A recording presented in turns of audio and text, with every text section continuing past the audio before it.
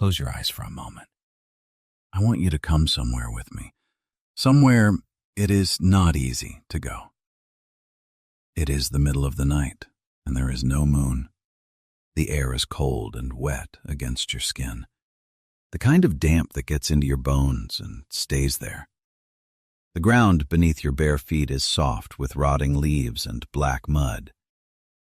And somewhere behind you, far off through the trees, but not far enough, you can hear the sound of dogs. You are standing at the edge of a forest you have never seen before, in a country that does not believe you are a person. In the eyes of the law of this land, you are not a man, not a woman, not a child. You are property, a thing that can be bought and sold, counted in a ledger beside the horses and the barrels of flour, beaten, mortgaged, and buried in an unmarked grave without anyone ever writing down your name. And standing in front of you, in the dark, is a woman. She is small. She is not even 5 feet tall. Her clothes are soaked through from wading the rivers, and her feet are wrapped in rags. There is a deep scar across her forehead that catches what little starlight there is. She does not look like a soldier. She does not look like a general. She looks like someone's tired mother. And she is holding out her hand to you. She does not ask if you are afraid. She already knows that you are. She knows because she is afraid too. She has been afraid every single night she has done this. But she looks at you with steady, patient eyes, and she asks you the only question that matters now. Are you coming? Because this woman has walked this road before. Not once, not twice. 19 times she walked south, back into the very heart of slavery, into the one place on this earth that every escaped person spent the rest of their lives trying to forget. And 19 times she walked back out again, north, toward freedom, with frightened, exhausted people following behind her in the dark. And in all of those journeys, through all of those miles of swamp and frozen river and freezing forest, with the dogs always somewhere behind, she never lost a single one of them. Not one. Think about that. Not the way you would skim past it in a book, but slowly, the way you would turn over something heavy in your hands. There are generals with whole armies at their command, with maps and supply lines and the full power of a government behind them, who could not say such a thing. There are men whose names fill the history books who lost hundreds, thousands to far less than what she faced. And here is one small, unarmed-looking woman walking on foot by night, with no army and no map and no rights. And her record is perfect. Not one soul lost. Not one. How? How does a woman do a thing like that? How does one small person who could not read a word, who carried a hole in her skull from a childhood injury, who sometimes fell asleep without warning in the middle of a sentence, how does she stand against the largest, richest, cruelest system of human bondage her age had ever produced, and beat it, one human soul at a time? That is what we are going to sit with tonight. Not a date in a textbook, not a name on a statue. The whole life. The frightened child. The grieving daughter. The woman who made an impossible promise and kept it for 10 years. She was born with nothing the law would honor. No birthday written down, no schooling, no rights a single court in the country would recognize. And yet, she became the most wanted fugitive in America, and at the very same time, the most trusted human being that hundreds of desperate people had ever met. Her name, when she was born, was Araminta Ross. The world would come to know her as Harriet Tubman. So keep your eyes closed just a little longer.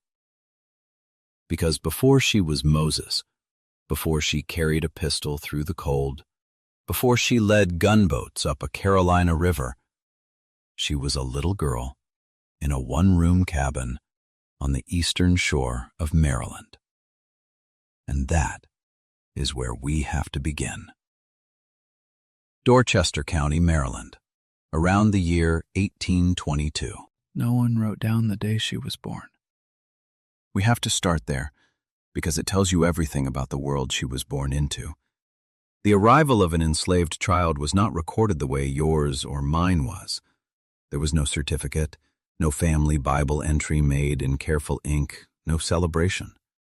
A birth was entered into a plantation ledger, in the same hand, on the same kind of page that a man would use to record the birth of a calf or a foal.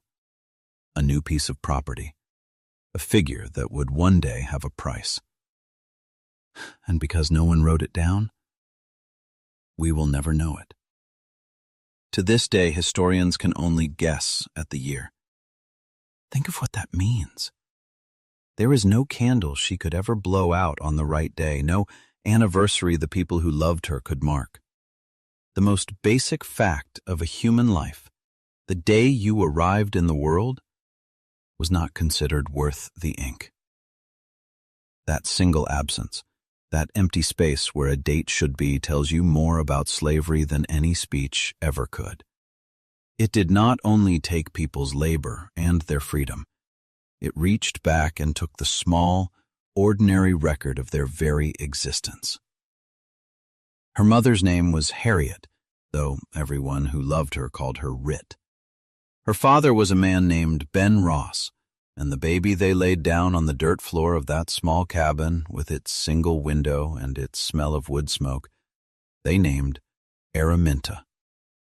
But nobody ever called her by that long, formal name. To her mother, to her father, to the brothers and sisters crowded into that cabin, she was simply Minty.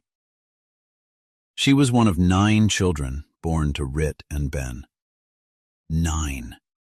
And almost before she could form full sentences, before she understood much of anything about the world, little Minty came to understand the one unbearable fact that hung over her entire family like weather. They did not belong to themselves. Not their hands, not their backs, not their children, not their futures. On any ordinary morning, with no warning at all, a man with a quill and a ledger could decide that one of them was worth more money sold away to a distant state than kept at home. And by nightfall, that person could simply be gone. Minty did not have to imagine this. She watched it happen. 3 of her older sisters, Lena, Mariah Ritty, and Soph, were sold. A trader came, money changed hands, and her sisters were chained into a coffle, a long line of human beings linked together, and marched south toward the cotton and the cane of the Deep South. There was no goodbye that meant anything. No letter ever came back, because no letter ever could. 1 week her sisters were part of the warm, crowded life of that cabin. The next, there were simply empty spaces where they had been. Empty places at the meal, empty sounds in the night. And a grief so total that, in time, no one was even allowed to speak their names out loud, because speaking them only opened the wound again. And here is the detail that should stay with you. Those 3 sisters were never heard from again. Not once. They were swallowed by the Deep South the way a stone is swallowed by a deep river, without a ripple that ever came back. No one in that family ever learned where they went, whether they lived long or died young, whether they had children of their own, whether they ever stopped on some far-off plantation and wondered about the little sister they had left behind. They were simply gone, into a silence that lasted the rest of everyone's lives. And a small girl grew up in the shape of that silence, in a home with 3 permanent absences in it. Imagine being a small child and learning in that way what your family is worth to the people who own them. Imagine learning that love is not a protection, that a mother's arms are not a wall, that the people you fall asleep beside can be turned into money while you sleep. Something took root in that little girl in those years. It was not exactly hatred. Hatred would have been simpler and louder. What grew in Minty was quieter and harder and far more dangerous than hatred. It was a refusal. A deep, still, immovable refusal. A sense, even in a child who owned nothing and controlled nothing, that this was wrong. Bone-deep wrong. And that she would not, in her soul, agree to it. She could not have put it into words. She was a child. But that quiet refusal would one day walk 1,000 miles. It would carry a pistol. It would free hundreds of people. For now, though, it was only a feeling in a little girl in a cabin. And the world was about to begin teaching her, in the hardest way it knew how, exactly what it intended to do with her. When Minty was only 5 or 6 years old, an age when a child should be doing nothing more serious than chasing chickens and learning her own name, she was sent away to work. They had a phrase for it. They called it being hired out. Strip away the gentleness of those 2 small words, and here is what they meant. Her enslaver could lend her, like a wagon or a saw or a mule, to other households who would pay him for the use of her small body. And so Minty, barely out of babyhood, was sent off alone, away from her mother, away from the cabin, away from the only warmth she knew, to live among strangers who owed her nothing and felt nothing for her. One of the first places she was sent was the home of a woman named Miss Susan. Miss Susan wanted a girl to keep her house clean through the day and to mind her baby through the night. So a child was given a child to raise. Minty, who still needed mothering herself, was made to be a mother to someone else's infant around the clock, on no sleep. And when the baby cried at night, as every baby in the history of the world has cried at night, there were consequences. Miss Susan kept a whip on a shelf close to the bed.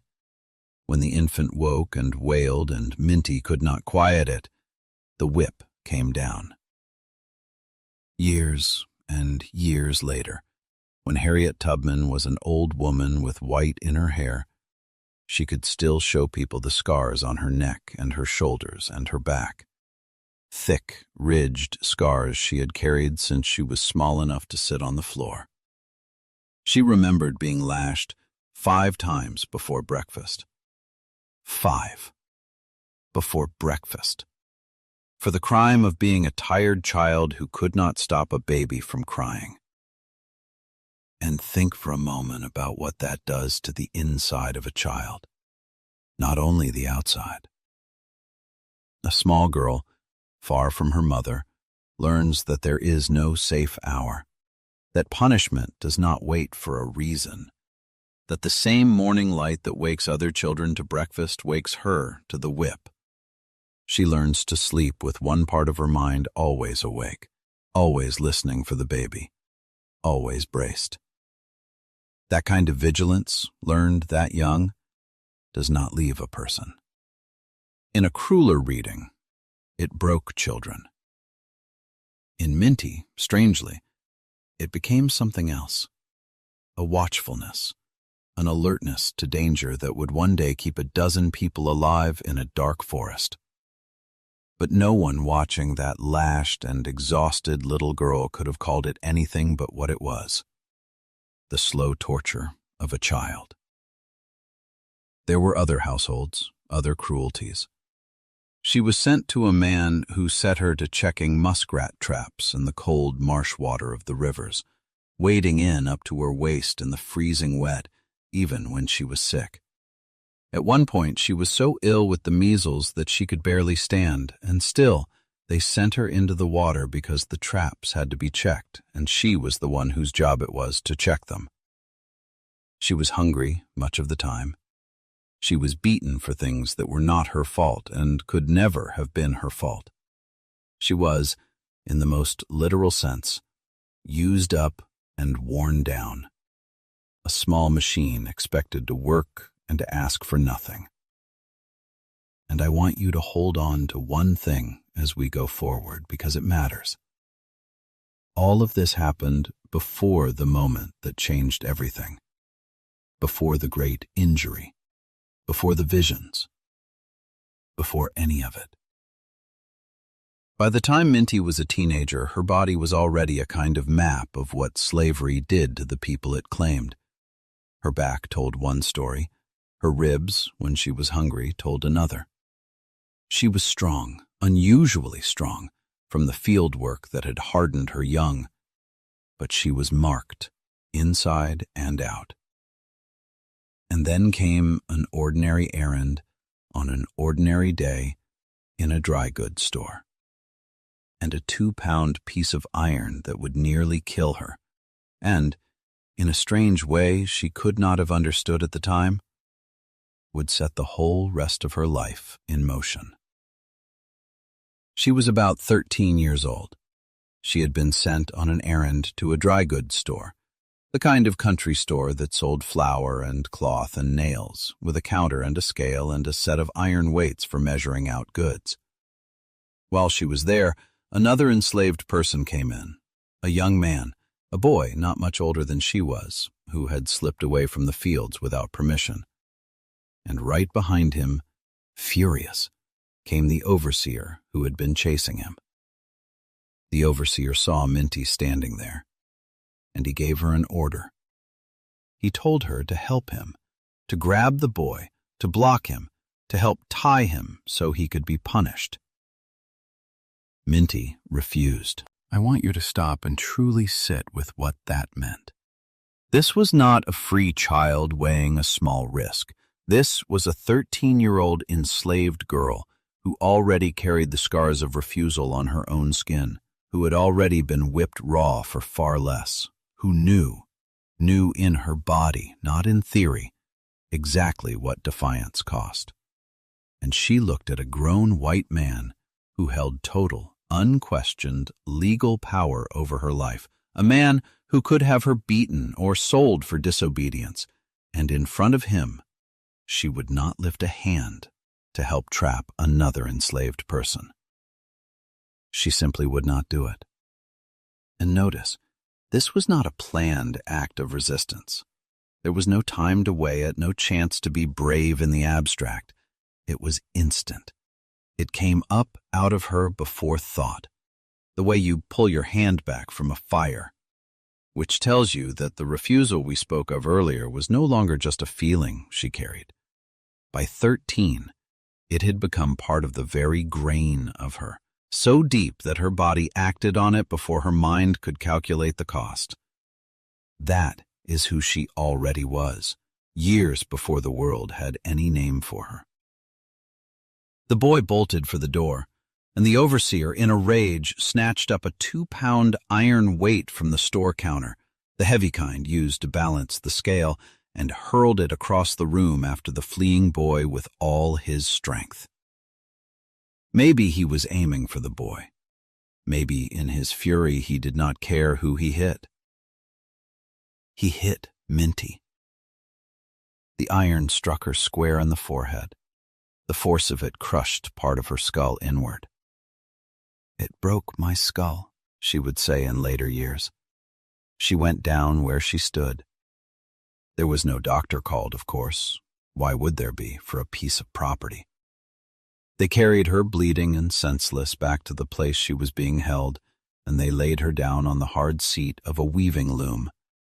And there she stayed, drifting in and out of consciousness for 2 days. No medicine, no physician, no one to sit with her. Just a gravely injured child, left to live or die as she would.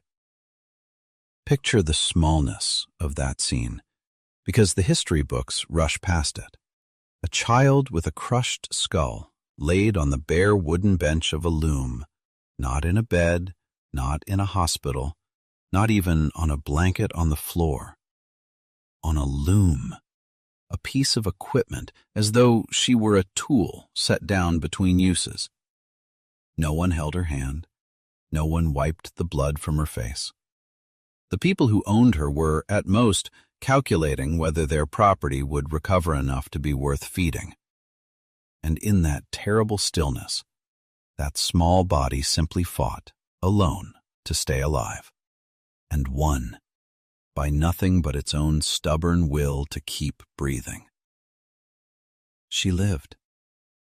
And then, because in the eyes of that world she was property, and property that does not work has no value, they sent her back out into the fields to labor, with the wound barely closed and the blood still matted in her hair. She was expected to pick up where she had left off, as though nothing had happened, as though a man had not very nearly killed her for the act of refusing to betray another human being.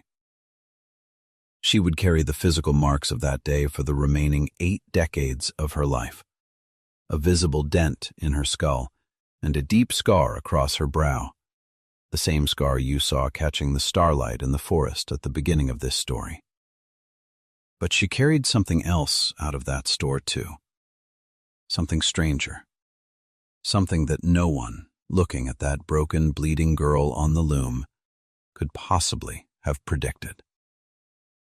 Because after that blow to the head, the visions began. For the rest of her long life, Harriet Tubman would fall asleep without warning. It could happen at any time, in the middle of a conversation, in the middle of a meal, in the middle of walking down a road.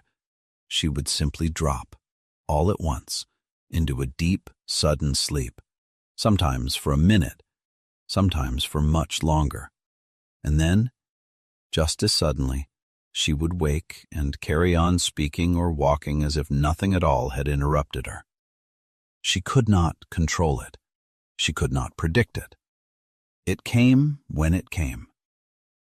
Today, doctors who study her life believe that the iron weight gave her a severe form of what we now call temporal lobe epilepsy, or a related seizure disorder, the brain injury of a child, never treated, carried into adulthood. To the people around her in her own time, it looked like a strange affliction, even a curse. A grown woman who fell asleep mid-step, a worker who could not be relied upon to stay awake. To a man buying labor, it made her seem damaged, less valuable. And later, that very thing would help save her life, because few could imagine that a woman with such a condition could be the daring Moses they were hunting. But here is the thing that matters most about how Harriet understood it.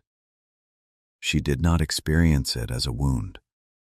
She experienced it as a door. During these spells, she had vivid, overwhelming visions and dreams. She saw landscapes she had never traveled. She saw rivers and fields and fences she would later swear she recognized when she finally reached them. She heard voices. She received what felt to her like warnings and guidance and instructions. And Harriet, who was raised in a deeply religious family and who held an absolutely unshakable faith her entire life, came to one conclusion about all of it: that God was speaking to her, directly.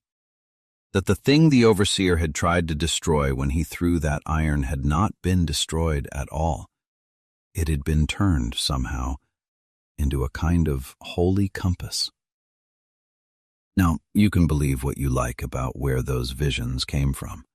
That is between you and your own faith. But here is the part that history records, the part that is almost impossible to explain away. again and again. That instinct was right. Out on the road, in the years to come, guiding frightened people through the dark, Harriet would sometimes stop without warning. She would insist on changing the route. She would refuse to go forward and turn the whole group back, or freeze them in place and make them wait, for reasons she could not put into words for anyone.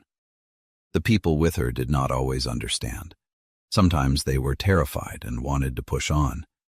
But she trusted the feeling completely, every time. And time after time, that strange certainty steered them around a patrol, away from a trap, off a road where slave catchers were waiting that very night. And put yourself among those passengers for a moment.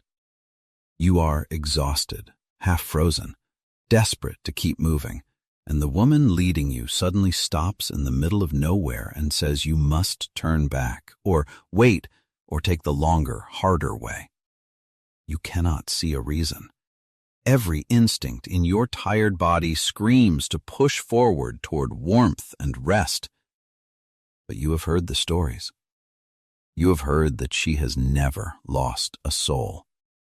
And so you swallow your fear and you trust her. You trust a feeling she cannot even explain, because the alternative is to trust yourself.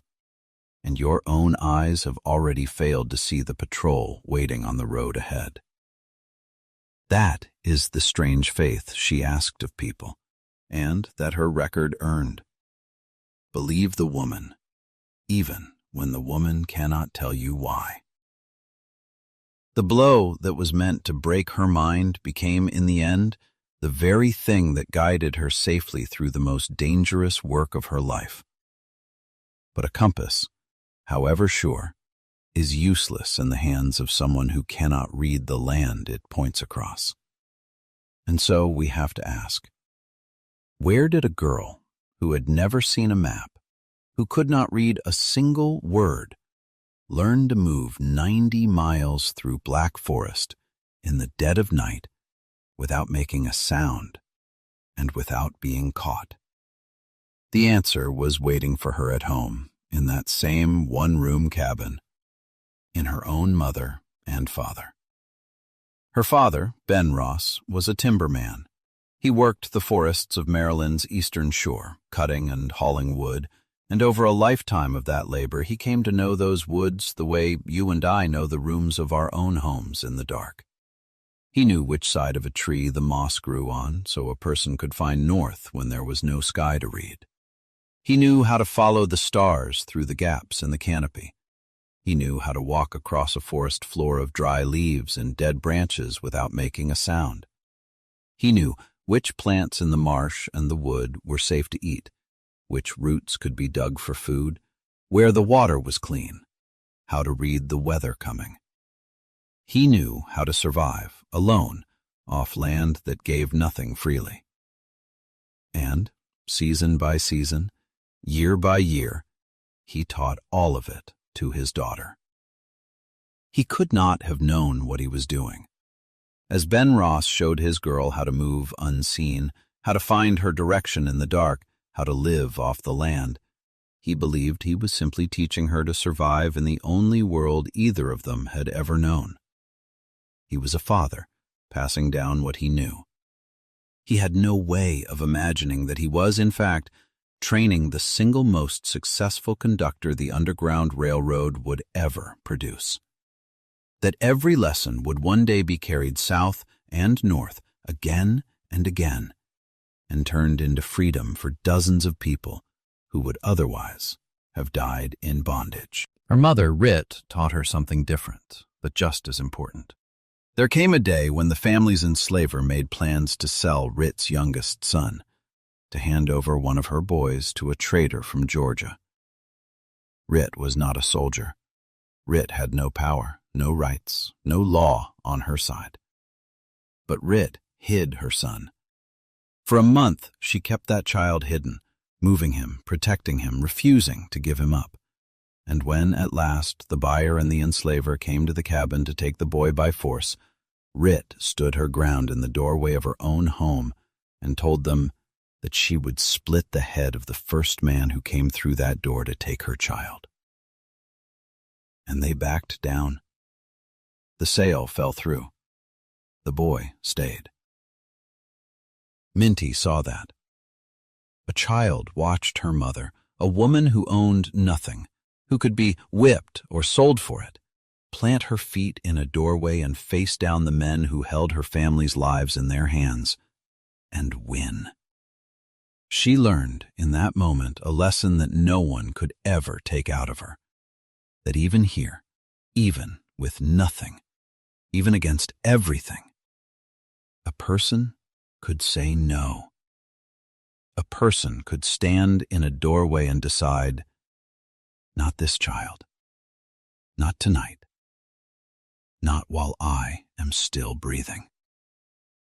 From her father, then, Harriet learned the woods, the practical, physical knowledge that would keep her and her passengers alive in the dark. From her mother, she learned defiance, the spine, the nerve, the refusal to bow even when bowing was the safer choice. And from both of them, from the prayers and the spirituals and the faith that filled that cabin, she learned to believe in something larger than the cruelty around her. The woods, the defiance, the faith. These were the only inheritance she would ever receive. No money, no land, no freedom. Just those three things. And think about how little that would have seemed to anyone keeping a ledger. No coins changed hands, no deed, no acre, no roof was passed down. By every measure the world around her used to count wealth, she inherited nothing at all. And yet what Ben and Rit put into that child, the knowledge of how to move through the dark, the nerve to stand in a doorway and refuse, the faith to believe a way would open, would prove worth more than any plantation. It would outlast the men who owned plantations. It would free more people than money ever could. The poorest inheritance imaginable turned out to be one of the richest any human being has ever been handed. They would turn out to be enough. But it would be years yet before she understood how to use them, and it would take the worst kind of news to finally set her moving. Around the year 1844, Minty married a free black man named John Tubman. It was around this time that she set aside the name Araminta and took her mother's name instead, becoming Harriet. Harriet Tubman, the name the world would never forget. But here is the cruel arithmetic of that world. Marrying a free man did not make Harriet free. Her status followed her mother's, as the law decreed for all enslaved people. She remained the property of her enslaver, and it meant something even harder to bear, that any children she and John might have would not be born free either. They would be born enslaved, the property of the man who owned her, to be kept or sold as he saw fit. A free husband, a loving marriage, and still the chain held. Live inside that arithmetic for a moment, because it is one of the quiet horrors of slavery that people rarely stop to feel.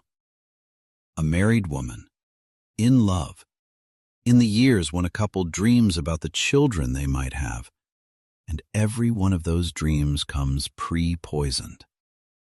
To bring a child into the world would be to hand a brand new human being, your own son or daughter, straight into the ledger as property. To love your husband and want his children was at the very same time to risk creating more people to be sold. There was no corner of an enslaved person's most private and tender hopes that slavery did not reach into and foul. Even love, even the wish for a family. Then, in the year 1849, the man who owned her, Edward Brodas, died. To you and me, a death in the family of one's employer might mean very little. but to the enslaved people on that farm, the death of an enslaver was a kind of earthquake, and every one of them knew it. When an enslaver died, his estate had to be settled, his debts had to be paid, and the most valuable property he left behind, more valuable than the land, more valuable than the livestock, was the human beings he had owned. Settling the estate meant selling people. It meant the auction block. It meant families pulled apart to satisfy a dead man's creditors. A quiet, terrible fear moved through the cabins like a draft under a door. And then it took a specific, named shape. Harriet heard, through the whispered network that ran between the quarters, the one that always seemed to know things before the white household spoke them aloud, that she and her brothers were likely to be sold. And not just sold. Sold south. Sold into the deep south, to the cotton and the cane, the very place her 3 older sisters had vanished into all those years ago and never, ever returned from. The chain gang. The coffle. The end of the world, as far as anyone in that cabin understood it. Harriet had watched that happen once already, to her sisters, when she was small and could do nothing. She was not a child now. She went to her husband. She begged John to run with her, to go north together, to take the terrible risk while there was still time. And John refused. Worse than refused.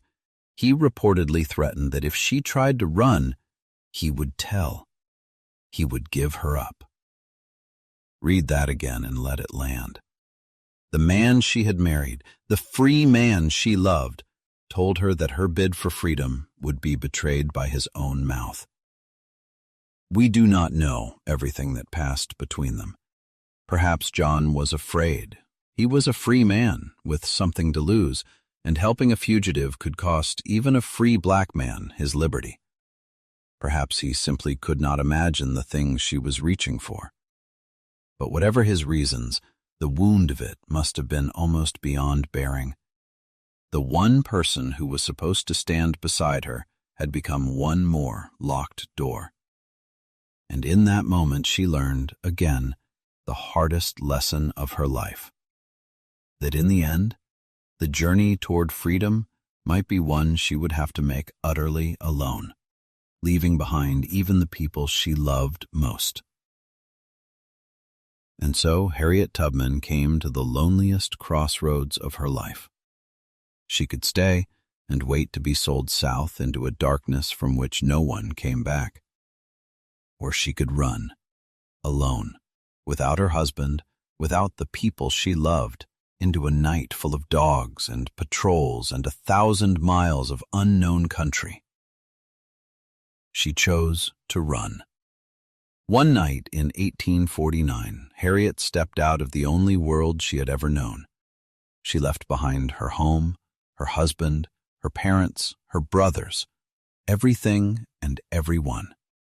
She walked into the trees alone, and she understood with perfect clarity that if she were caught, there would be no mercy waiting for her, only the lash, and then the sail she had been running from in the first place. She did not look back. She walked north, into the dark. Think about the loneliness of that first step. There was no one waiting for her on the other side. No one knew her name in the north. She was leaving behind every face she had ever loved, every voice she knew, with no promise that she would ever see any of them again. And in fact, she was walking away from her own husband, who had threatened to betray her. She had no money to speak of, no map she could read, no certainty of a single safe door along the way. She had a direction, north, and a feeling that God went with her and nothing else.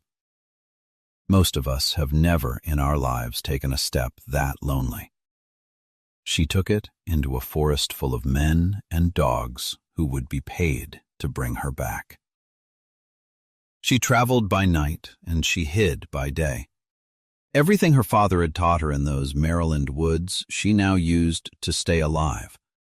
She followed the North Star, that one fixed point in the turning sky, the slave's compass, the star that pointed always toward free soil. And on the cloudy nights when the star was hidden, she did exactly what Ben Ross had shown her. She felt along the trunks of the trees for the moss that grew thickest on the north side, and let the forest itself tell her which way to go. She kept to the rivers and the water where she could, because moving water breaks a trail and washes away a scent, and the dogs that hunted runaways, the dreaded Negro dogs, bred and trained to track human beings, would lose her at the water's edge. She moved through swamp and marsh and forest, the very terrain that terrified other people, because she had been taught that the wilderness was not her enemy. It was her hiding place. Feel the cold of it for a moment. This was not a summer walk. To wade a Maryland river in the dark is to feel the water close around your legs like iron, to lose the feeling in your feet, to climb out the far side soaked through with the night air cutting at you. To lie hidden in a marsh through the daylight hours is to lie still in the wet and the mud while your body shakes and the hours crawl, not daring to move, not daring to sleep too deeply, listening always for hooves and voices and the baying of dogs. She did this not once but over many days, hungry, alone, every nerve stretched tight. The wilderness was her hiding place, yes, but it was a hard, punishing refuge, and it asked everything of her body to survive in it. She trusted almost no one. But the few she did trust, she trusted with her entire life. Before she left, a white neighbor, a woman, an early link in the secret chain of people who helped runaways, had given Harriet a slip of paper with 2 names written on it. Harriet could not read the names, but she could carry the paper and find the houses and speak the right words at the right doors. And so she was passed, hand to hand, house to house, along a hidden route that stretched through the Maryland countryside and up toward the free state of Pennsylvania. Black families and white families, Quakers and free black men and women, ordinary people who had decided that the law was wrong. They hid her in barns and attics and the backs of wagons, fed her, and sent her on to the next safe place. Nearly 90 miles she traveled this way. 90 miles of darkness and fear and aching feet. 90 miles in which discovery at any single moment would have ended everything. And then, at last, she came to the line, the invisible border between the slave state of Maryland and the free state of Pennsylvania. And she crossed it. Years later, she described that exact moment in her own words, words we still have and which deserve to be heard exactly as she spoke them. When I found I had crossed that line, I looked at my hands to see if I was the same person. There was such a glory over everything. The sun came like gold through the trees and over the fields, and I felt like I was in heaven. Close your eyes and picture her there, a small woman, alone, at the edge of a field at dawn, looking down at her own 2 hands as if she had never truly seen them before, because for the first time in her entire life, they belonged to her. After a lifetime of being owned, she was free. It should be the end of the story. The slave escapes, the slave reaches freedom, the music swells. That is where most stories like this would stop. But listen to the very next thing she said, because it is the sentence that explains the entire rest of her life, and it is the reason we are still telling her story tonight. Here is what Harriet said next, after describing that glory of crossing into freedom. But there was no one to welcome me to the land of freedom. I was a stranger in a strange land. My home, after all, was down in Maryland, because my father, my mother, my brothers and sisters and friends were there. But I was free, and they should be free. Read that last line slowly. I was free, and they should be free.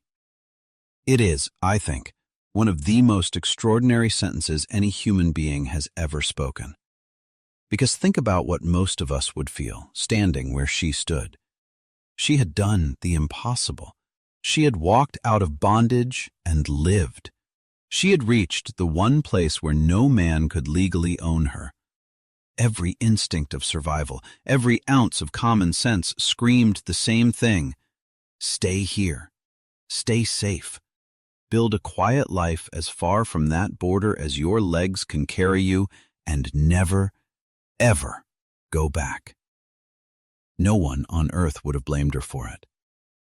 And instead, standing in her first hour of freedom, she looked back over her shoulder toward the country that had broken her skull and sold her sisters, and she decided that her own freedom was not worth having if the people she loved were still in chains. That is not a normal thought. That is the thought of a particular and rare kind of person. Most of us, having crawled out of a burning building, run from it. Harriet looked at the fire and started planning how to walk back in. And there is something in that sentence even deeper than courage. There is a whole philosophy of what freedom actually is. Most people think of freedom as a thing you possess, like a coat you put on. Once it is yours, you wrap it around yourself and you are warm, and what happens to anyone else is their own affair. Harriet understood it the opposite way. To her, freedom was not something you could truly own alone while the people you loved were in chains. A freedom that left them behind was not freedom at all. It was just a more comfortable kind of grief.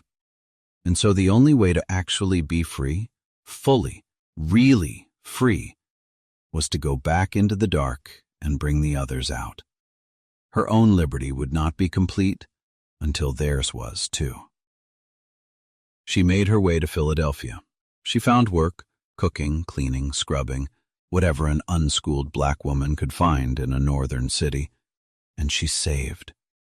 She saved every coin she could put her hands on, with a single, fixed purpose burning behind everything she did. She was not saving for a house. She was not saving for comfort. She was saving for return passage into hell. And in the quarters of Philadelphia's free black community, and in the back rooms of the abolitionists, she began to learn the shape of the thing she would join, the loose, secret, dangerous network that people were beginning to call the Underground Railroad. Not a railroad at all, of course. No tracks, no trains. A chain of human courage. Conductors who guided people, stations where they could hide, station masters who sheltered them, all moving passengers north toward freedom under the very noses of the men who hunted them. Harriet listened. Harriet learned. And Harriet began to plan something that, to anyone with ordinary sense, sounded exactly like a slow and certain form of suicide. She was going back. In December of 1850, word reached Harriet in the North that her niece, Keziah, along with Keziah's 2 young children, was about to be sold at auction in Maryland. So Harriet went back. The history books say it so quickly, in so few words, that the enormity of it can slip right past you. She went back. Back across the line, in the wrong direction, into the slave state she had just risked her life to escape, into the very county where people knew her face, where a single recognition, a single notice tacked to a post office wall describing a small woman with a scar on her forehead could mean the end of everything. Recapture, the lash, and the sail south she had run from in the first place. And she did not simply sneak in and slip out. She helped engineer something audacious. The plan turned on Keziah's own husband, a free black man named John Bowley. On the day of the auction, with his own wife and children standing on the block to be sold, John Bowley placed the winning bid. The auctioneer paused the sale to go to his dinner before the money was collected, and in that gap, that small, unguarded window, Bowley spirited his family away. By the time anyone realized what had happened, Keziah and her children were hidden, then moved north, with Harriet helping guide them the rest of the way to freedom. It worked. Her very first rescue. And it worked. And notice what that very first rescue already reveals about how her mind worked. She did not come crashing in with force. She came in with a plan. A clever, patient, almost theatrical plan that turned the slaveholders' own auction against them, that used their own greed and their own dinner hour as the gap to slip through. This was not luck. This was cunning of a very high order, the same cunning that would let her move through enemy country for 10 years without being caught. From the very first attempt, she was not merely brave. She was a strategist. That was the beginning. Over the next decade, through the 1850s, Harriet Tubman returned to the eastern shore of Maryland again and again and again. She made roughly 13 separate trips back into slave territory. With her own hands, she personally led approximately 70 enslaved people out of bondage and north to freedom. Her brothers and their wives, friends, neighbors, strangers, and eventually her own aged parents. And beyond those she guided in person, she gave detailed instructions and directions that allowed dozens more to make the journey on their own. 13 trips. Around 70 souls brought out by her own hand. Each one a separate gamble with her life. Each one undertaken in a country where her capture would have been celebrated, where the law itself was the enemy, where every white stranger was a potential threat and every dog in the distance was a potential death. And through all of it, across all of those journeys, she held to one number with a fierce and quiet pride for the rest of her days. She said it plainly, and she said it true. She never lost a single passenger. Not one. Which brings us to the only question that really matters. The question that slaveholders, slave catchers, and historians have been asking ever since. How? How was such a thing even possible? People have wondered at it for more than a century and a half. How could one small woman, a woman who could not read or write, a woman who carried a serious brain injury, a woman who fell asleep without warning, succeed again and again where armed and able men so often failed? The answer is not magic, though her faith would call it providence. The answer is method, discipline, planning, and an iron, unbreakable nerve. Consider how she timed her escapes. She chose to leave on Saturday nights. This was no accident. In that world, newspapers did not print on Sundays, which meant that runaway notices, the printed advertisements describing escaped people and offering rewards for their capture, could not appear until Monday at the earliest. By leaving Saturday night, Harriet bought her group a head start of more than a full day before the alarm could even be properly raised in print. A day, in that country, could mean 30 or 40 miles. A day could mean the difference between freedom and the auction block. Consider when she traveled. She favored the depths of winter. The nights were longest then, which meant more hours of merciful darkness to move in and fewer hours of dangerous daylight to hide through. And the bitter cold kept ordinary people indoors, off the roads, away from the windows. Fewer eyes to see a line of figures slipping past in the night. Consider the smallest, hardest details. She carried paregoric, a medicine that could quiet an infant, because she knew, with terrible clarity, that a single baby crying in the stillness of the night could give away an entire group, could bring the patrols and the dogs down on a dozen people at once. To save the many, she made sure the smallest could make no sound.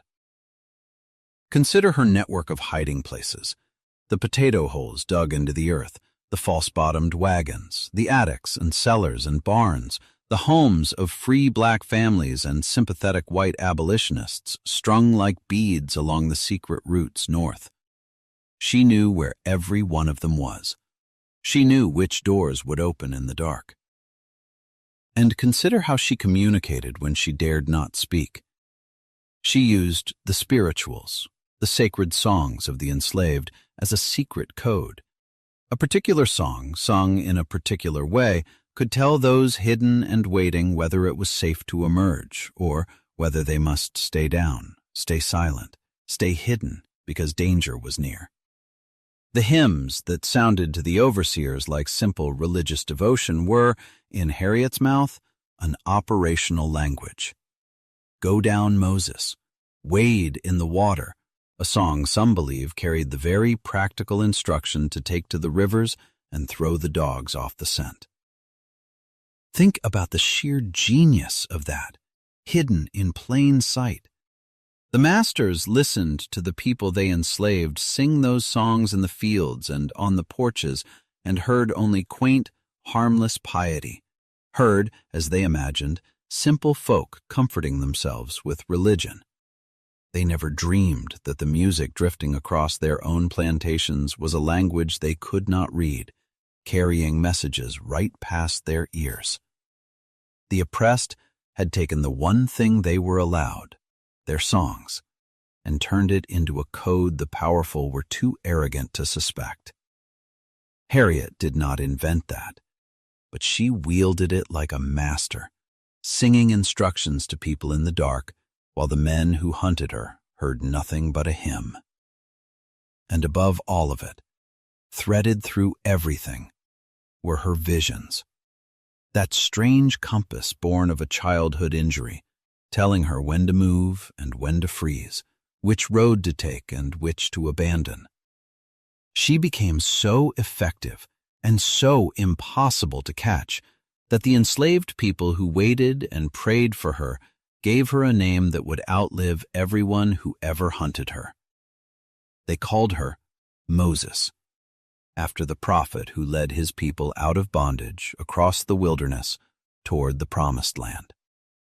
And the slaveholders who lost their human property to this phantom Moses posted rewards and swore they would catch the conductor responsible, never once imagining in their wildest reckoning that the figure stealing away their fortunes in the night was a 5-foot-tall woman who sometimes fell asleep in the middle of a sentence.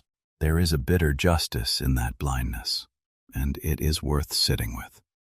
The very contempt that made them underestimate her was her best disguise. They could not catch her in part because they could not even picture her. Their certainty that a leader must be a man, must be tall, must be lettered and strong and free, that certainty built a blind spot exactly the size and shape of Harriet Tubman, and she walked through it again and again. The prejudice that was meant to keep her down became, in the end, the very thing that let her move unseen. But even Moses did not part the sea alone, and Harriet, for all her courage, could not have done this work without a hidden web of others who risked everything alongside her. Harriet Tubman never worked alone, and she would have been the first to tell you so. No conductor on the Underground Railroad did. The whole enterprise was a chain of human beings, black and white, free and enslaved, famous and forgotten. Each one a link, each one risking ruin, imprisonment, or worse. Harriet was the most fearless link in that chain, the one who went all the way down into the dark to bring people out. But there were hands waiting to receive the people she carried north. 2 of those pairs of hands deserve to be named tonight. In Wilmington, Delaware, there was a Quaker man named Thomas Garrett. By trade, he was a shoe merchant, an ordinary businessman selling boots and shoes. But for decades, Garrett ran one of the most important stations on the entire eastern route, and over the course of his life he is said to have helped some 2,500 fugitives on their way to freedom. He paid a heavy price for it. He was prosecuted, fined so severely that he was nearly ruined financially, and when the judge stripped him of nearly everything he owned, Garrett is said to have told the court that if they knew of any other slave who needed help, to send him, and he would help that one too. He loved Harriet Tubman like family. He gave her money for her journeys. He gave her shoes for the people she was guiding. He gave her shelter and information and trust. When she needed funds to go back for more people, Thomas Garrett found a way to put them in her hand. And in Philadelphia, there was a free black man named William Still, a man history sometimes calls the father of the Underground Railroad. Still worked at the center of the Philadelphia network, helping a great many freedom seekers pass through the city on their way north. But he did something else, something quiet and profound. He kept careful, secret written records of the people who came through his care, their names, where they had come from, the families they had been torn from, where they were headed. It was dangerous to keep such records. If they had been seized, they could have destroyed dozens of lives. But Still understood something the slave traders had tried to make impossible. He understood that these were people, with names and histories and families, and that one day, when the war was over and the chains were struck off, those scattered families might use his records to find one another again. He later published those accounts in a book, and it remains one of the most important first-hand records of the Underground Railroad that we possess. Much of what we know because William Still refused to let those names be erased. And beyond these two, there were countless others whose names we will never know. The station masters who hid runaways beneath church floors, the washerwomen who carried messages, the children who ran signals no patroller suspected, the farm families who left a lantern burning in a particular window to say, "Safe, come in." An entire invisible nation of people who had decided, each in their own way, that the law of the land was a sin, and that they would break it. And it is worth saying plainly what those people were risking, because it was not small. To shelter a fugitive was to gamble your own freedom, your property, your livelihood, sometimes your life. A white farmer could be ruined and jailed. A free black family could be dragged into slavery itself for the crime of helping. These were not people with nothing to lose throwing the dice. Many of them had homes, children, futures, and they quietly decided that a law which commanded them to betray a desperate human being at their door was no law they were bound to obey. It is one of the great proofs in all of history that ordinary, frightened people, in large enough numbers, can choose conscience over the law, and in doing so, can crack a great evil from the inside. Harriet was the one who went down into the darkness to carry the people up. These were the hands waiting at the top to catch them. But sometimes, and this is one of the hardest parts of her story, the gravest danger on the road was not the slave catcher behind you, or the dogs, or the cold. Sometimes the greatest danger was the frightened person walking right beside her. On her journeys, Harriet Tubman carried a revolver. Part of the reason was obvious and practical. The roads were dangerous. There were slave catchers and patrols and men who would have been glad to take her and her passengers by force. A pistol was protection against them. But there was another reason she carried that gun, a harder, sadder reason. And it tells you everything about the impossible weight she chose to bear on those nights. Imagine the journey from the inside. Days of walking through cold and wet and fear. No sleep that feels like sleep. Hunger gnawing constantly. Children to keep quiet. feet torn and bleeding, the constant terror of the sound of hooves or hounds. And sometimes, somewhere on that brutal road, a person would simply break. The fear would become too much, the exhaustion too deep, and they would stop, and they would say they could not go on, that they wanted to turn back, that they would rather return to slavery than take one more step into the dark. And Harriet could not allow it. Not because she was cruel, she was the opposite of cruel, but because she understood the arithmetic of survival better than anyone alive. A person who turned back would almost certainly be caught, and a person who was caught would be beaten, would be tortured until they gave up what they knew: the route, the safe houses, the names of the people who had sheltered them, and above all, her. One frightened soul turning around in the night could unravel the entire network, could send the patrols to every safe house, could end the lives of everyone who had helped and everyone still waiting to be helped, and everyone who would ever come after. So in those moments, Harriet would do the hardest thing she ever had to do. She would draw the revolver, and she would level it at the person who wanted to quit, and she would tell them, in words that have come down to us across more than a century and a half, "You'll be free, or die." "Keep walking," she was saying. "There is no turning back for your sake and for all of ours. You will reach freedom, or you will not survive the trying, but you will not go back and doom the rest of us." And they kept walking. Every time, they kept walking. It sounds brutal. It was brutal. But understand what she held in her two hands on those nights. She was not holding one life. She was holding every life in that group, and every life back in the safe houses, and every life that would ever depend on this secret road in the years to come.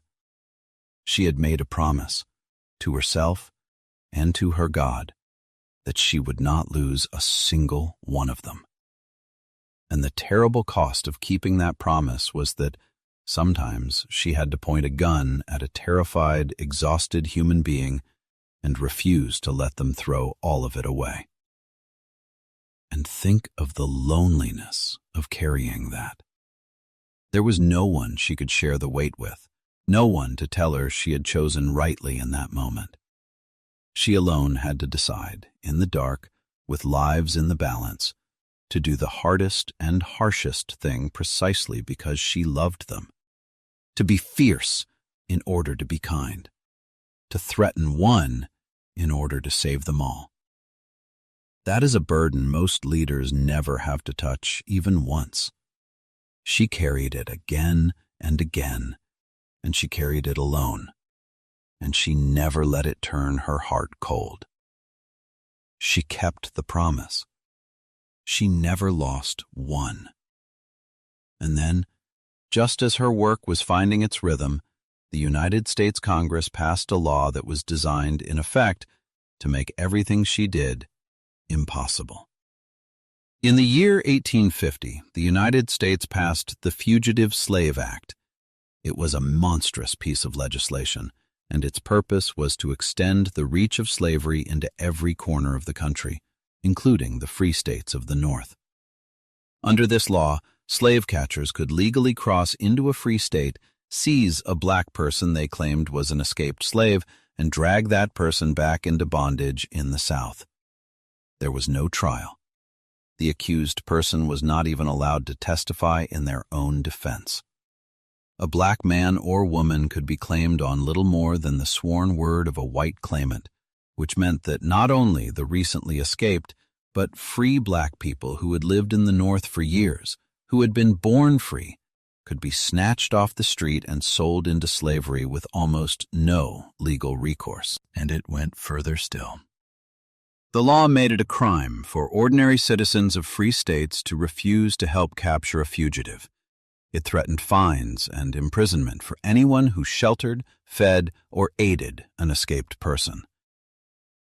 It tried, in other words, to force every person in the North to become a slave catcher, or else a criminal. The consequence was immediate and chilling. Overnight, the northern states were no longer a refuge. A person who would walk 1,000 miles to freedom in Philadelphia or New York could now be hunted down and returned. The free soil that Harriet had wept with joy to reach was no longer safe ground. So Harriet Tubman did what she always did when the world raised an obstacle in her path. She did not stop. She simply raised her own goal to meet it. From that point forward, she no longer guided her people merely to the northern free states. She led them all the way to Canada, across the border, beyond the reach of American law entirely, where the long arm of the Fugitive Slave Act could not follow. It meant hundreds of additional miles. It meant more cold, more danger, more nights on the road. It meant guiding exhausted people across an international border in the dead of winter. For several years, Harriet made her own home in St. Catharines in Ontario, Canada, and she brought her people there, to that place of true safety, and helped build a community of formerly enslaved men and women who had finally, fully escaped the country that had claimed to own them. The law had tried to make the road impossible. All it actually did was make the road longer, and Harriet kept walking it. But there was still one journey left that she felt she had to make, perhaps the most personal and the most unlikely of them all. By the year 1857, Harriet's parents, Ben Ross and Rit, the father who had taught her the woods and the mother who had stood in the doorway, were growing old, and they were in danger. Her father, Ben, was suspected by the local authorities of having helped other freedom seekers escape. There was a real threat that he would be arrested. The two of them needed to get out of Maryland. But they were elderly now.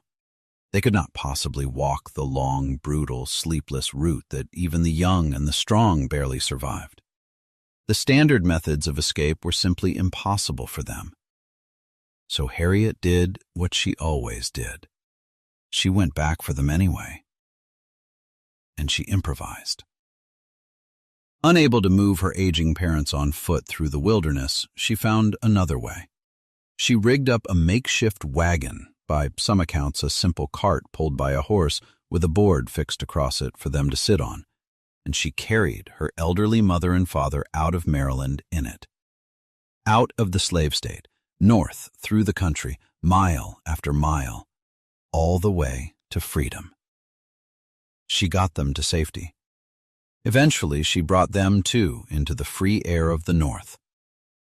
Now, stop and feel the shape of this. The woman who, as a small girl, had stood by helpless and watched her 3 older sisters chained and marched away forever. The child who could do nothing while her family was torn apart and sold into the distance, had grown into the woman who reached back, as if reaching back through her own childhood, and pulled her own mother and father out of the very darkness that had swallowed her sisters. The little girl who lost 3 sisters made absolutely certain she would not lose her parents too. It is one of the quietest triumphs of her whole life, and one of the most human. Not a raid, not a rescue of strangers. Just a daughter refusing to leave her old mother and father behind in a place that meant them harm. And in a way, this single rescue answers the wound we started with. Remember the 3 sisters who vanished into the deep South, the empty places at the table, the names no one was allowed to speak?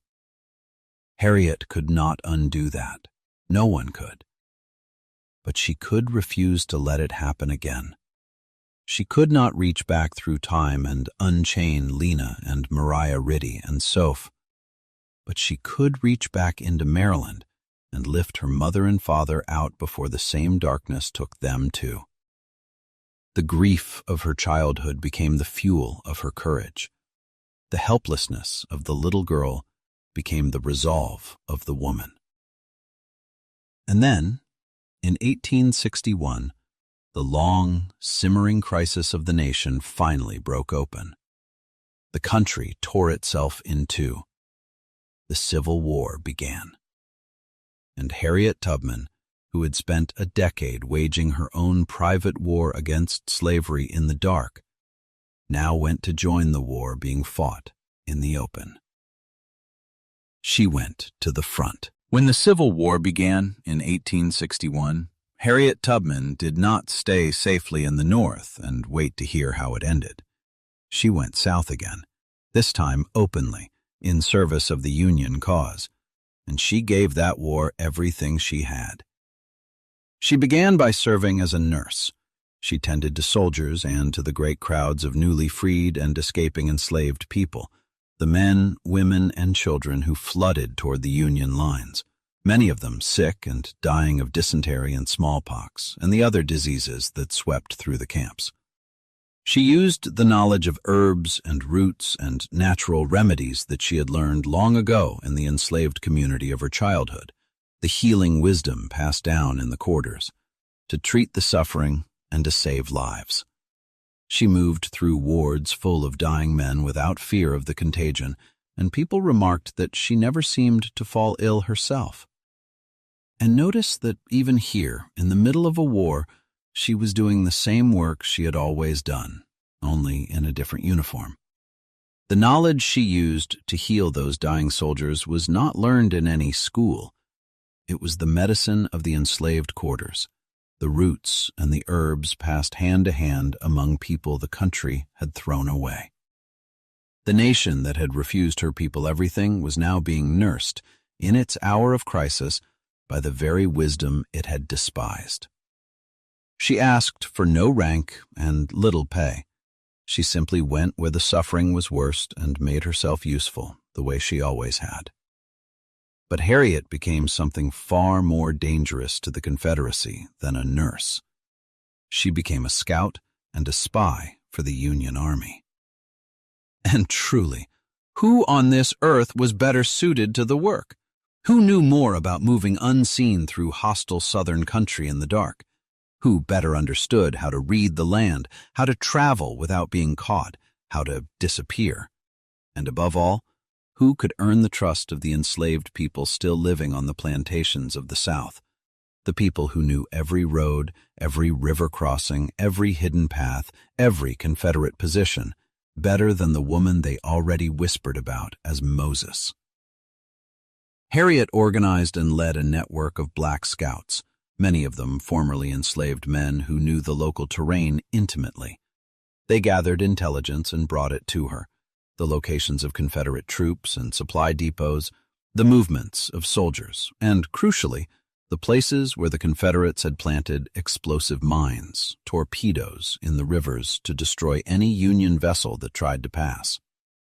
She fed this intelligence to the Union command, and in June of 1863, it led to something that had never happened before in the history of the United States, something no woman had ever done.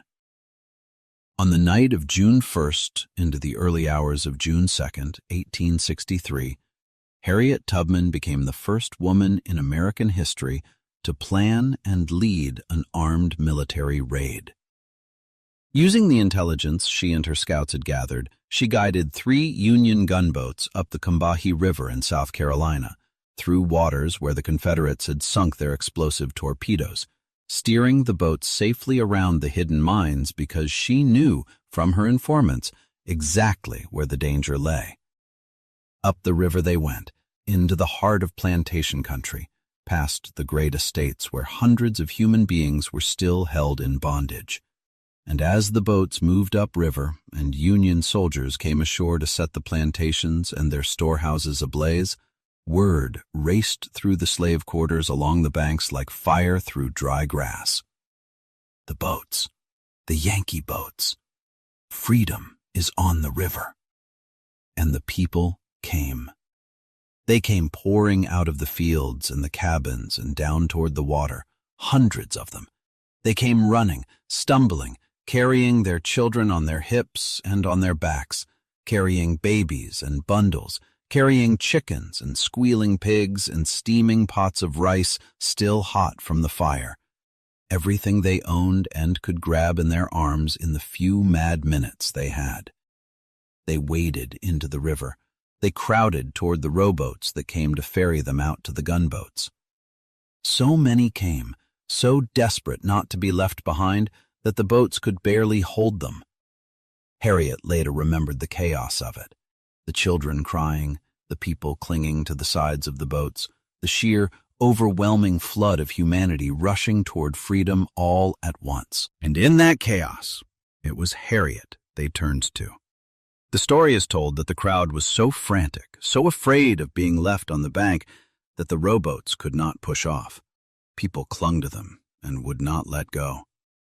And the officer in command turned to Harriet and asked her to speak to her people. So she sang. She lifted her voice over the panic and the noise, and she sang to them, and the sound of her steadied them enough that the boats could move, load after load, out to the gunboats and away. Even here, in the middle of a military raid, her instrument was the same one she had used on the Underground Railroad. Her voice, and the trust of the people who heard it. In that single night, the Combahee River raid freed more than 700 enslaved people. Let that number rest beside the other one for a moment. Across all those years on the Underground Railroad, across 13 secret trips into Maryland, she had brought out around 70 people by her own hand, one terrified group at a time, each one a separate brush with death. And now, in one night, on one river, guiding gunboats through mined water, more than 700. The woman who had been struck down as a child and left to die on a weaving loom. The woman who could not read. The woman who fell asleep in the middle of her own sentences. That woman had just helped free more human beings in a single night than most people who called themselves abolitionists would touch in an entire lifetime. She should have been a national hero from that day forward. There should have been parades, pensions, honors, a comfortable old age paid for by a grateful nation. Instead, here is how her country chose to repay her. This is the part of the story that should make you angry.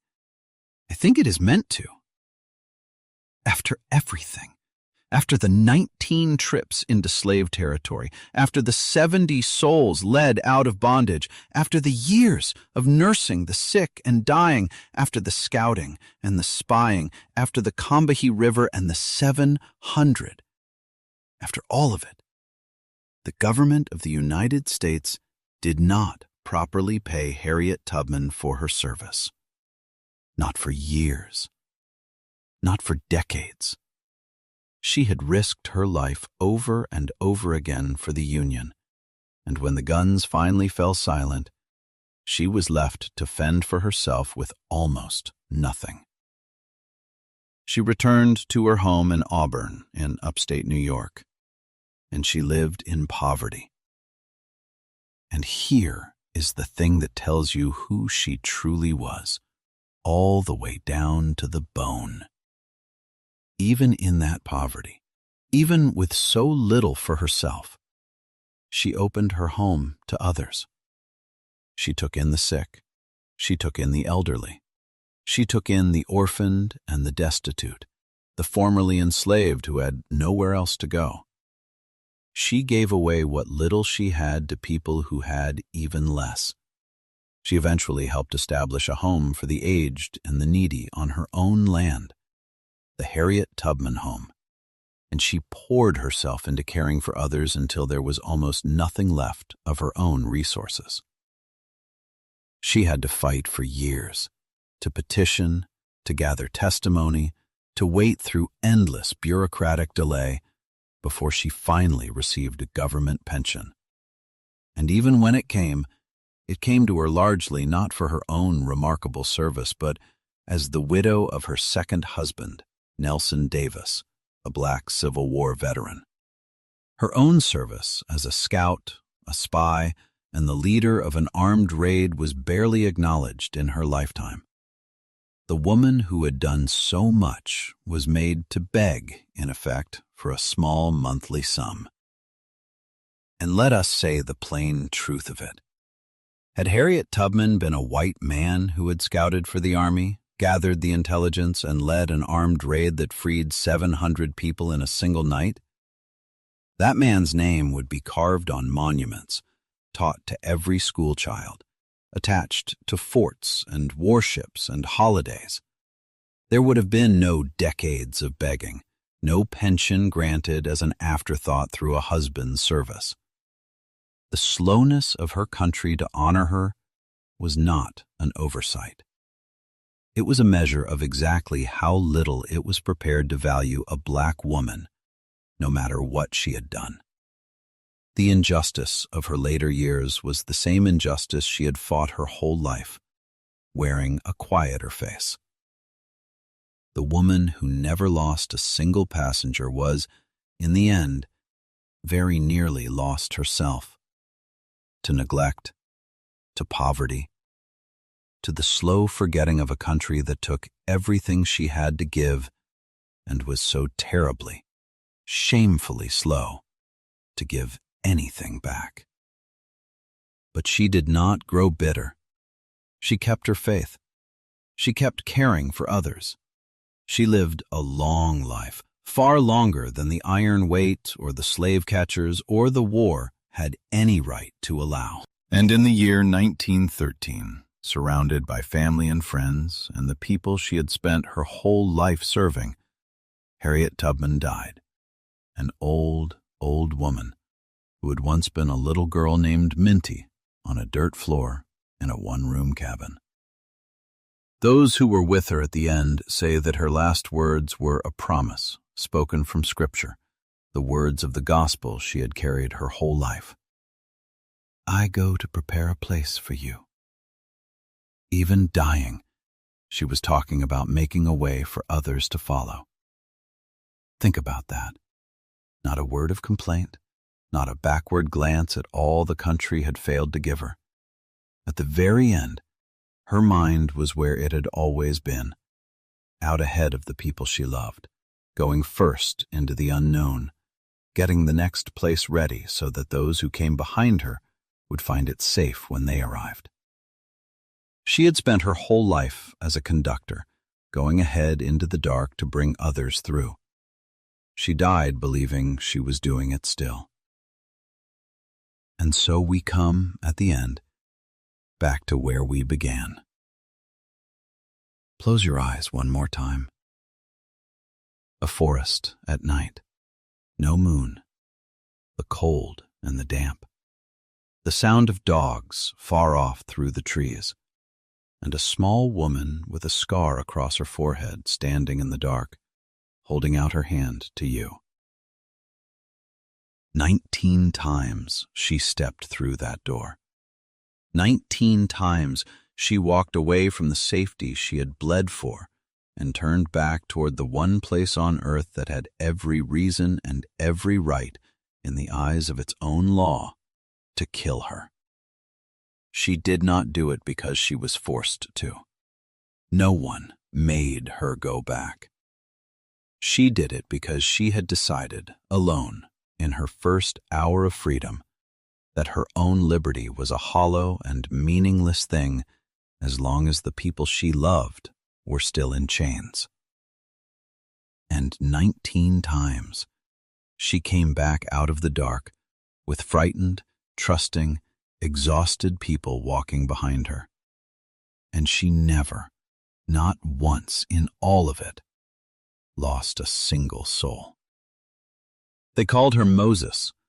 They posted rewards for the capture of the fugitives she spirited away and swore they would catch the mysterious conductor behind it. And they never did. The blow that was meant to break her mind became the strange compass that guided her through 100 dangers. The lessons her enslaved father taught her in the Maryland woods, how to find north, how to walk in silence, how to live off the land, became the road to freedom for hundreds of human beings. The defiance her mother showed in a cabin doorway became a defiance that bent the course of a nation. This is not, in the end, a story about a victim. I want you to hear that clearly. It is a story about the most determined human being this country may have ever produced. A person who looked at the largest, richest, cruelest system of her age, a system backed by laws and money and guns and the full force of the state, and who decided, alone, in the dark, with nothing but the woods and her faith and her own 2 feet, that she was going to beat it. One soul at a time. She was born with nothing the law would honor. No recorded birthday, no name the world would write down, no schooling, no rights, no freedom. And out of that nothing, she made herself into the most trusted, most fearless conductor on the Underground Railroad, a Union scout and spy, the first woman to lead an armed raid in the Civil War, and a liberator of hundreds. And I want you to remember her not as a statue and not as a face on a banknote, but as what she actually was, a real, living, breathing woman, small and tired and often in pain, who was afraid every single night and went anyway. That is the thing worth carrying out of this story. Courage was never the absence of her fear. Courage was the hand held out in the dark in spite of it. She was flesh and blood, as real as you are, with a body that ached and a heart that pounded.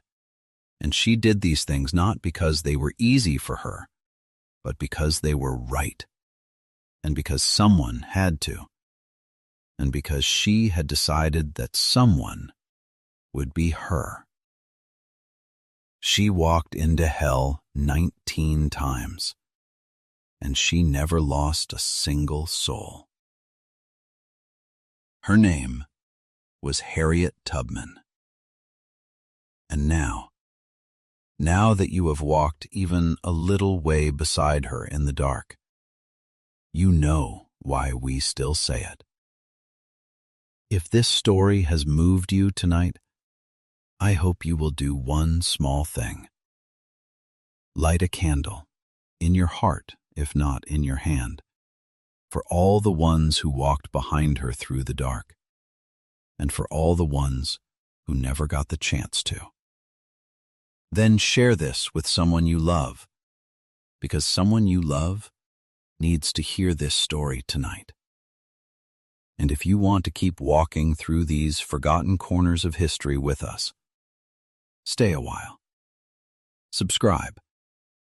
There are so many more names that were almost erased, and we are not done speaking them.